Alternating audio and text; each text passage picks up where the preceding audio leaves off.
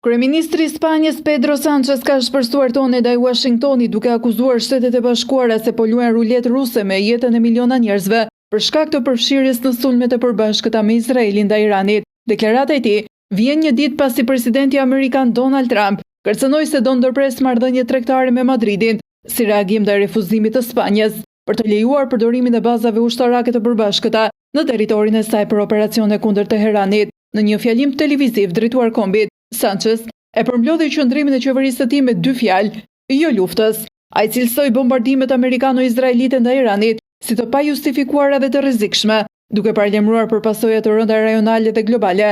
Sipas tij, përshkallëzimi ushtarak rrezikon stabilitetin ndërkombëtar dhe mund të çojë në një konflikt më të gjerë me pasoja të paparashikueshme. Përplasja ka rritur tensionet mes dy vendeve anëtare të NATO-s. Spanja ka refuzuar të japë leje SBA-s për të përdorur bazat e përbashkëta ushtarake në territorin spanjoll për operacione që lidhen me luftën në lindjen e mesme. Nga ana tjetër, administrata amerikane ka reaguar ashpër duke konsideruar qëndrimin e Madridit si pengesë për strategjinë e saj ushtarake në rajon. Sánchez u bëri thirrje liderëve botëror të mësojnë nga historia, duke nënkuptuar rreziqe që sjellin ndërhyrjet ushtarake të pakalkuluara. Debati mes Madridit dhe Washingtonit pritet të thellohet në ditët në vijim, ndërsa situata në lindjen e mesme mbetet e tensionuar dhe me ndikim të drejtë për drejtë në ekuilibrat global.